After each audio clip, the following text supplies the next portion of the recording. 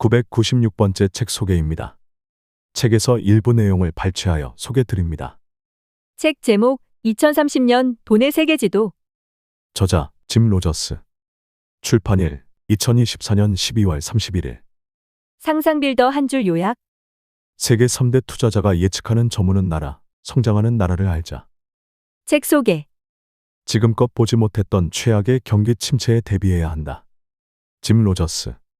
10년간 4200%의 경이로운 수익률을 자랑하는 투자의 귀재 짐 로저스가 전하는 위기를 기회로 잃는 글로벌 투자법. 세상의 흐름 안에 돈의 흐름이 있다. 세계의 정세를 알아야 비즈니스 세계의 승자가 된다. 10년간 4200%라는 놀라운 수익률을 기록하며 세계 3대 투자자로 불려온 짐 로저스. 그는 2000년대 초반 닷컴 버블, 2007년 서브프라임 모기지 사태 등 세계를 뒤흔들었던 경제 위기를 정확히 예견해 시장의 주목을 받아왔다. 특히 모두 호황에 취해 낙관적 전망할 때 특유의 분석력으로 위기를 한 발 앞서 감지함으로써 시장이 한창 바닥을 칠 때도 놀라운 수익률을 기록했다. 짐 로저스는 앞으로 내 생애 최악의 위기가 올 것이라고 단호한 목소리로 경고한다. 10년 넘게 지속된 글로벌 호황이 끝나가고 있으며 코로나 바이러스 확산으로 인한 경기 침체는 시작에 불과하다고 말한다. 특히 이스라엘의 팔레스타인 침공, 우크라이나 전쟁, 대만 분쟁 등 혼란의 시대를 맞이하고 있다. 그럼에도 짐 로저스는 이 책에서 당황할 필요가 없으며 역사를 통해 배우고 미래를 내다보는 능력을 키우면 침착하게 상황을 파악하고 필요한 행동을 할 수 있다고 한다. 그렇게 함으로써 혼란의 시대를 헤쳐갈 수 있다. 이 책은 미래를 내다보는 능력을 갖추게 하며 그 능력이 궁극적으로는 수익 창출의 원동력임을 확인해준다. 저자 소개. 저자 짐 로저스. 세계적 투자자. 1942년 출생. 미국 엘라베마주 출신의 세계적인 투자자로 워런 버핏, 조지 소로스와 함께 세계 3대 투자자로 불린다. 예일대학교에서 역사학을, 옥스퍼드 대학교에서 철학을 전공한 뒤 월스트리트에서 일했다. 조지 소로스와 퀀텀 펀드를 설립해 10년 동안 4200%라는 경이로운 수익을 올렸다. 37세에 은퇴한 후 콜롬비아대 경영대학원 교수로 금융론을 가르쳤고 텔레비전과 라디오의 금융 관련 방송 프로그램을 진행했다. 2007년부터 싱가포르에 거주하고 있다. 주요 저서로 위기의 시대, 돈의 미래, 세계에서 가장 자극적인 나라, 짐 로저스 앞으로 5년 한반도 투자 시나리오, 세계 경제의 메가 트렌드에 주목하라, 대전환의 시대 등이 있다. 책에서 얻은 내용. 투자의 규제가 일러주는 혼란스러운 세계 정세 속에서 돈의 흐름 읽기. 짐 로저스는 1973년 조지 소로스와 헤지펀드를 공동 설립해 10년 만에 4200%의 수익을 올린 전설적인 투자자다. 그가 이런 실적을 올릴 수 있던 것은 사람들이 눈길을 주지 않는 저가 상품에 투자했기 때문이다. 그의 투자에 대한 해안은 긴 안목에서 세계 경제의 흐름을 읽는 데 있다. 스스로 옥스퍼드 대학교에서 역사학을 공부한 이력이 그러한 해안을 거들었다고 이야기한다. 역사를 통한 배움뿐만 아니라 세계 각지를 돌아다니면서 돈이 흘러가는 추세를 파악하기도 했다. 무엇보다 투자에 성공하려면 미래를 내다보는 능력을 키우며 돈이 어떻게 움직일지 상상하는 힘이 필수라고 한다. 실제로 그는 리먼 브라더스 사태를 예견하고 중국의 약진과 트럼프의 대통령 취임 등을 예상했다. 이런 예측 능력은 때에 따라서 빗나갈 수도 있는데 중요한 것은 긴 흐름 속에서 역사를 통해 미래의 동향을 파악하는 것이며 그 안에 돈의 흐름을 같이 볼 수 있다는 점이다. 지금 세계는 엄청난 혼란 속에 휩싸여 있다. 러시아와 우크라이나 전쟁, 이스라엘의 가자, 지구, 침공 등 세상은 대전환기에 놓여 있다. 이런 전환기는 돈의 흐름조차 급격하게 바꾸는데 그것을 정확하게 응시해야 한다. 짐 로저스는 전쟁 같은 재난이 수익 창출의 기회이지만 그것은 단기적이며 그것으로 이익을 얻는 이는 극소수라고 한다. 향후 10년 안에 성장하는 나라와 저무는 나라. 짐 로저스는 영국이 융성했다가 쇠락했듯이 미국의 패권적 위치 상실을 예견한다. 미국은 역사상 최대 채무국이고 국력이 점차 쇠퇴하기 시작하고 미달러 이탈 가속화로 기축통화국의 지위를 상실하고 미중 무역 전쟁으로 시장 폐쇄되는 후유증을 안기 때문이다. 짐 로저스가 보기에 미중 긴장 관계와 미국의 반중 혐오 정서는 미국이 패권적 지위를 유지하는 과정에서 발생한 현상이다. 미국이 러시아를 제재함으로써 달러를 사용하지 못하게 한 것이 오히려 달러 이탈을 가속화하는 계기가 될 수도 있다는 것이다. 미국은 상황이 악화할수록 보호무역주의를 고수할 것이며 그것의 부정적 효과로 미국 경제는 내리막길을 피할 수 없다고 주장한다.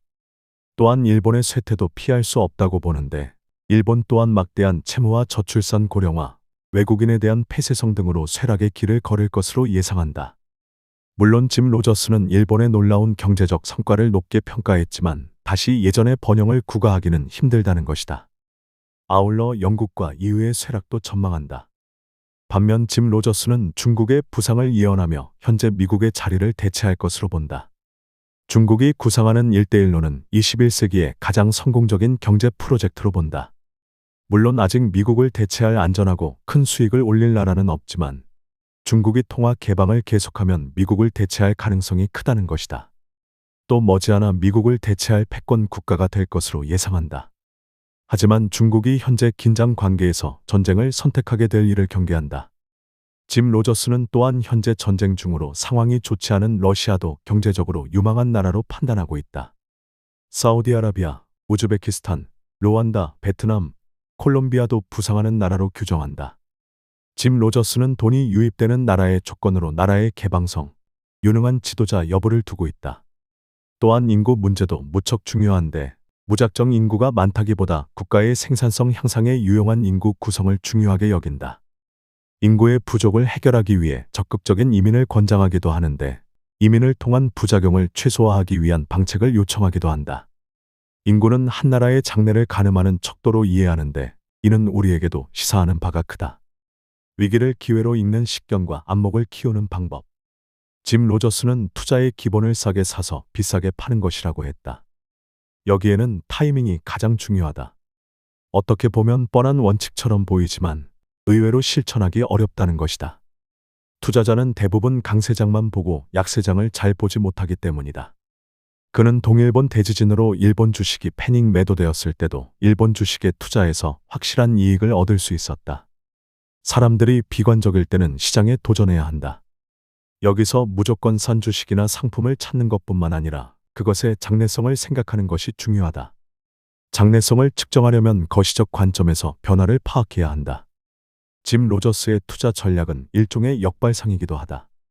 한 바구니에 달걀을 담지 말라는 투자계의 오래된 격언을 두고 이다. 요컨대 특정 대상에 전부 투자하지 말고 여러 곳으로 나누어 위험을 분산하는 것이 좋다는 가르침이다. 정말 부자가 되려면 달걀을 한 바구니에 담아야 한다고 말한다. 단 달걀을 넣는 바구니가 제대로 된 바구니인지를 보는 안목을 키워야 한다. 가령 그는 1970년경 원유 가격이 배럴당 3달러였던 시대에 적극적으로 원유에 투자했다. 아무도 원유에 관심을 기울이지 않았고 모두 원유에 투자하는 건 미친 짓이라고 했다. 개중에는 자신에게 투자를 중단하라고 조언하기도 했지만 그런 의견을 전혀 받아들이지 않았다. 그가 스스로 조사하고 스스로 판단했기 때문이다. 그가 예측한 대로 원유는 급등했다. 그는 남의 의견에 기대다가 실패하고 이렇게 스스로 판단에 성공한 사례를 들며 남의 조언을 경계하며 스스로 끊임없이 많은 공부를 해 안목을 키워갈 것을 요청한다. 그는 각 나라에 대한 투자법으로 기회를 파악하는 방법을 다음과 같이 제시한다. 매력적인 제품을 만들고 있는가? 이노베이터가 존재하는가? 기술 혁신이 일어났는가? 위기를 극복하기 위해 행동하는가? 짐 로저스는 위기는 관점을 바꾸면 다시 없을 기회라고 한다. 이 책은 투자 환경과 관련해 세계적 안목과 깊은 영감을 전해준다. 아울러 짐 로저스의 경험과 조언은 앞으로 다가올 위기 상황에서 어떻게 지속 가능한 수익을 올릴지에 대해서도 넓은 식견과 아이디어를 일러준다.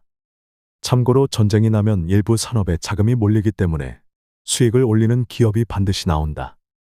즉 돈의 흐름을 살펴보면 전쟁이 일어날 징후를 꽤 쉽게 파악할 수 있다.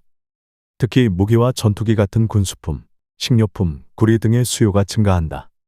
그리고 누가 전쟁에서 수익을 올릴지는 분명하다. 하지만 전쟁으로 이익을 얻는 사람은 극소수이며 게다가 그 수익은 일시적일 뿐이다.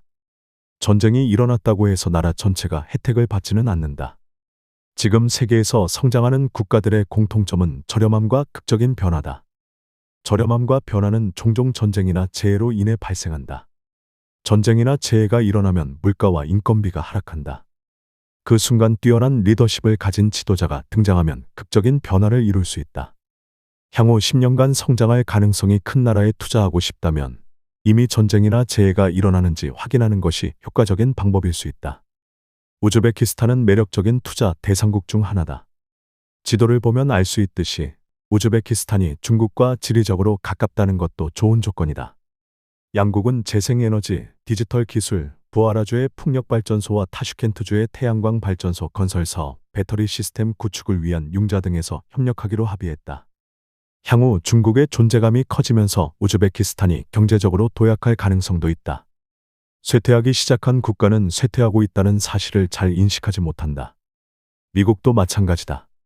실제로 미국의 국력은 정점을 찍었고 이 시점에서 쇠퇴하기 시작했다. 여기서 중요한 전제는 어떤 나라도 영원히 정상을 유지하는 것은 불가능하다는 사실이다. 나는 머지않은 미래의 남북한이 통일될 것이라고 예상한다. 남한과 북한이 통일되면 외국에서 투자를 유치할 수 있는 것은 물론 국내 투자도 활성화될 것이다. 풍부한 자금을 가진 한국 대기업들이 북한에 적극적으로 투자하고 비즈니스 노하우를 가르친다면 한반도는 더욱 발전할 것이다. 다른 사람의 의견에 의존하지 않고 스스로 판단하려면 항상 계속해서 배워야 한다. 투자 대상으로 고려하는 기업의 경영 상태와 재무제표를 확인하는 것은 물론이고 고객, 업계, 경쟁사를 분석해 그 기업에 대해 다각도로 살펴봐야 한다. 그 정도로 조사할 수 없다면 투자를 하지 말아야 한다. 동일본 대지진 후 매수한 주식은 2018년 모두 매도에 상당한 수익을 올렸다. 이런 기법을 두고 남의 불행을 이용한다는 비판이 끊이지 않지만 그것은 잘못된 생각이다. 위기에 처한 나라는 외부의 투자를 바라고 투자금을 활용해 재건의 길로 나아가기 때문이다. 즉 위기를 보고 충격을 받기만 해서는 투자자 자격이 없다. 위기에서 호기를 찾아야 한다. 위기는 관점을 바꾸면 다시 없는 기회이기도 하다. 이 책을 읽는 독자들이 위기를 내다보는 성견지명을 익혀 지금 막 밀어닥치는 대전환의 시대를 극복하고 살아남기를 바란다. 지금까지 상상빌더였습니다. 감사합니다.